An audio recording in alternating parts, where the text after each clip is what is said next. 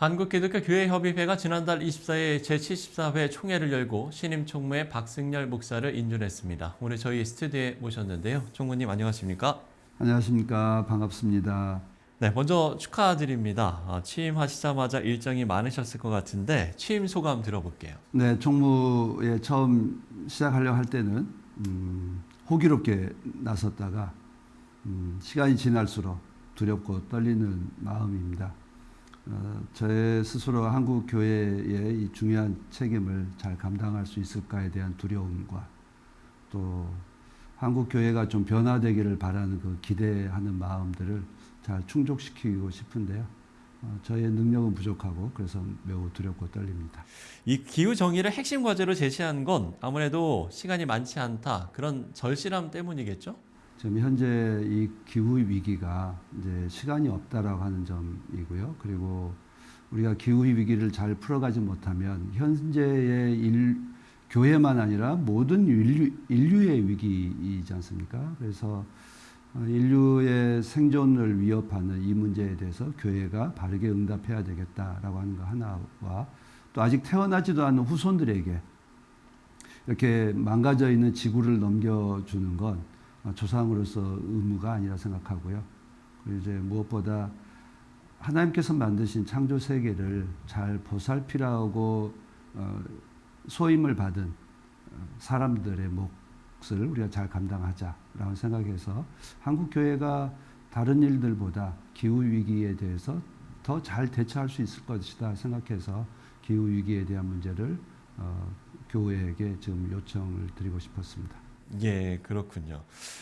총무님은 오랜 시간 사회적 약자들 편에서 여러 사역을 하신 것으로 아는데 이주 노동자 문제도 언급하셨던 것으로 아는데 이 내용도 좀 듣고 싶은데요. 2024년 그 기준으로 해서 법무부가 발표한 바에 의하면 지금 국내에 머무르고 있는 이주 노동자들이 약 260만 명에 해당합니다. 인구의 약 5%입니다. 그럼 참 많은 비중이고요. 그리고 또 그만큼 우리 사회가 이제 해결해야 될 가장 큰 숙제 중에 하나다라고 하는 점입니다. 우리 사회가 이제 부족한 노동력을 해결하기 위해서 이주 노동자들을 이제 들어오도록 허용한 거고요. 그럼에도 불구하고 우리가 이주 노동자들에 대해서 혐오하고 차별을 선동하는 것은 옳지 않다. 무엇보다 우리 그리스도인들은 하나님께서 우리에게 주신 말씀대로 출애굽기나 레위기나 이게 보시면 나그네들 그 외국인 노동자들에 대해서 환대하고 보호하라고 이렇게 여러 차례 말씀을 하시거든요. 그런 점에서 교회가 이 일을 위해서 적극적으로 나서는 건 마땅하다. 무엇보다 사회적 약자들로 분류되는 이주 노동자들을 보호하는 건 우리의 사랑의 크기를 넓혀가는 과정입니다. 그래서 우리 그리스도인들의 사랑이 어디까지 넓어질 수 있는지, 어디까지 깊어질 수 있는지를 보여주는 이제 시금석과 같은 거라서 제가 이주 노동자 문제를 한국 교회가 같이 풀어갔으면 좋겠다라고 말씀을 드렸습니다. 지금 현재 한국 교회에서도 천여 개의 교회들과 선교 기관들이 활동하고 있습니다. 그러니까 이미 교회가 이제 수용해서 하고 있는데 이걸 이제 그런 특수한 교회들만의 문제가 아니라 한국 그리스도인들 모두가 참여하는 문제로 좀 받아주었으면 좋겠다. 이건 사회 통합을 위해서, 사회 평화를 위해서도 꼭 했으면 좋겠다 생각합니다. 유럽이나 미국에서 주로 이제 외국인들을 혐오하고 차별하는 방식이 폭력적으로 나타나고 있는데요. 우리 사회에서는 그런 양상으로 발전하기 전에 우리 교회가 먼저 사랑을 베풀고 먼저 품고 서로 존중하는 그런 풍토를 만들어가는 게 무엇보다 필요하지 않을까 이렇게 생각하고 있습니다. 이 사회적 문제로 조금 더 이어서 말씀을 나누자면 우리 사회가 양극화가 비단 이제 이게 정치적인 문제뿐만 아니라 여러 가지가 교회 안에도 뿌리 깊은 질병처럼 고질화되어 있는데 이 부분에 대한 말씀도 좀 들어보고 싶은데요. 우리 사회에서 지금 그 중요하게 큰 그 문제로 대두되고 있는 것이 이제 극우적이다라고 하는 목소리잖아요. 그래서 통계에 의하면 시민들 가운데서도 약 한 20%가 극우적인 주장을 갖고 있다 이렇게 밝혀지고 있고요. 또 교회에서도 통계 조사를 하면 교회에서도 약 20% 정도예요. 그러니까 시민들과 교회에 큰 차이가 거의 없습니다. 근데 문제는 20%의 시민과 교인들이 극우적이다라고 하는 것도 뭐 문제이겠습니다만 보다 더 큰 건 그러면 다른 80%, 더 많은 80%의 시민들과 80%의 기독교인들은 비극우적인 거거든요.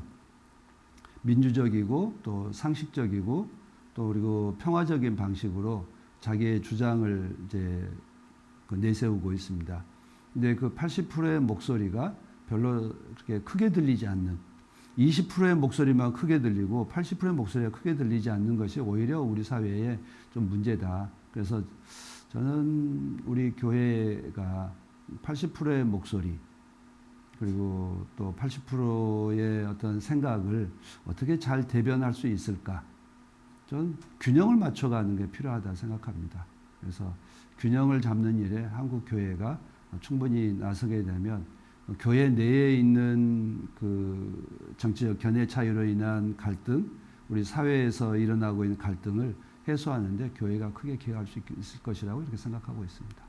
네, 그런가 하면 내년은 남북한 개신교가 분단 이후 처음 만났던 근리온 회의 40년이 되는 해입니다. 이와 관련한 메시지도 있는 것으로 알고 있는데요. 1986년도는 군사정권이 굉장히 맹위를 떨치고 있을 때였습니다. 그래서 국가보안법으로 해서 어떤 통일에 대한 논의를 아예 막아버리고 있을 때인데 우리 그리스도교 신앙의 선배들은 1986년도에 세계교회의 도움을 받아서 스위스의 작은 마을 글리온이라고 하는 곳에서 남북교회 대표들이 만나서 함께 성찬을 나누고 예배를 드렸습니다.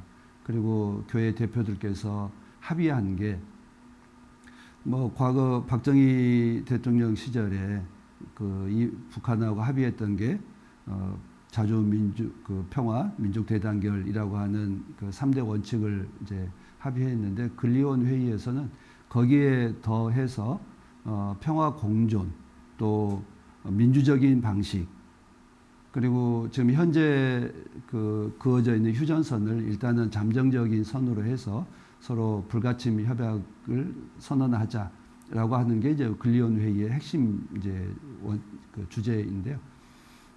그 성과에 기초해서 지난 90년, 2000년, 2010년도까지 한국 교회가 남북의 평화를 위해서 크게 기여해 왔습니다. 그런데 2019년 이후로 좀 이 남북 관계 교류가 이제 끊겨 있는 상황입니다.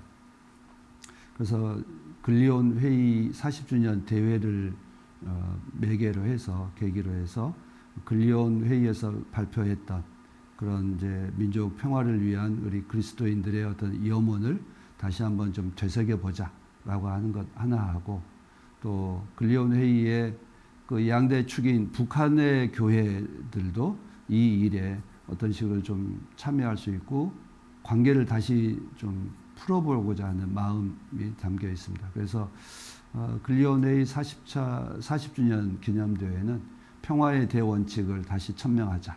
그리고 남북교회가 다시 또 교류를 시작해보자라고 하는 그 의지를 좀 담아보려고 하고 있습니다. 자, 연합기관이니만큼 기관에 속한 여러 교단이 비전을 공유하는 일이 무엇보다 중요할 거라 생각이 듭니다. 연합으로 나아가기 위한 방안 어떻게 좀 생각하고 계신지요? 종교개혁 이후로 우리는 정말 다양한 교회들이 만들어졌습니다.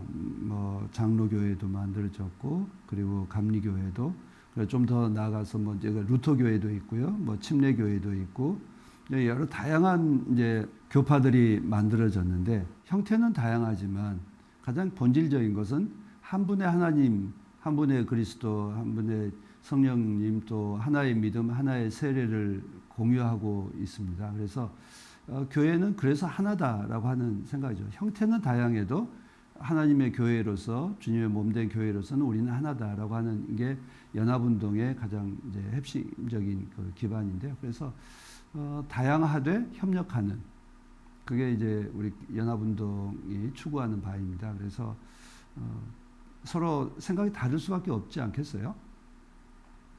다른 생각을 하나로 억지로 강요할 수는 없고요. 그럼 같은 생각에 갖고 있는 일들을 먼저 풀어가면 좀 다른 지점들은 좀 뒤로 밀어놔도 되고요. 서로 합의할 수 있는 일들을 우선하고 열심히 해보자. 그러면 다른 지점, 다르게 생각하는 점들은 나중에 좀 서로 같은 지점도 닮아 있는 꼴도 있을 것 같고요. 중요하지 않게 되는 부분도 있을 것 같고요. 그래서 지금 뭐 연합운동을 하다 보면 갈등도 있고 서로 반목할 때도 있고 뭐 그렇지만 서로 존중하고 생각의 다름에 대해서 인정하고 해 간다면 우리 뭐 이 어려움을 쉽게 극복해 갈 수 있으리라 생각합니다. 자, 오늘 말씀해 주신 내용들 하나하나가 너무 중요하기 때문에 의미 있는 열매를 맺는 2026년이 되길 기도하게 됩니다. 끝으로 기도 제목 나눠주시고 오늘 이야기 마무리 짓겠습니다. 첫째는 앞서 말씀드린 것처럼 우리 교회가 세상의 평화를 위해서 기도하는 건 너무나 당연하다고 생각합니다. 근데 그 세상의 평화 가운데서도 더 중요한 건 우리 민족에게 더 중요한 건 남과 북의 평화를 위해서 기도하는 것이 가장 소중한 우리에게 필요한 일이 아닐까 싶습니다. 그래서 우리 사회자님과 또 우리 시청자 여러분들에게도 또 한국교회 모든 교우들에게 남과 북의 평화를 위해서 기도해 주십사라고 요청드리고 싶고요. 그리고 앞서 말씀드렸던 것처럼 현재 지금 우리가 처해 있는 이 기후 위기는 우리만의 문제가 아니라 지금 현재 모든 인류의 문제이고 앞으로 태어날 후손들의 문제이기 때문에 정말 지구가 건강해질 수 있도록 우리가 그 일에 기쁜 마음으로 참여할 수 있도록 기후 정의를 위해서 우리 모두가 함께 기도해 주시기를 간절히 소망드립니다. 자, 이렇게 기도 제목까지 나눠주셨는데요. 시청자 여러분들께서도 생각나실 때마다 함께 기도해 주시면 좋을 것 같습니다.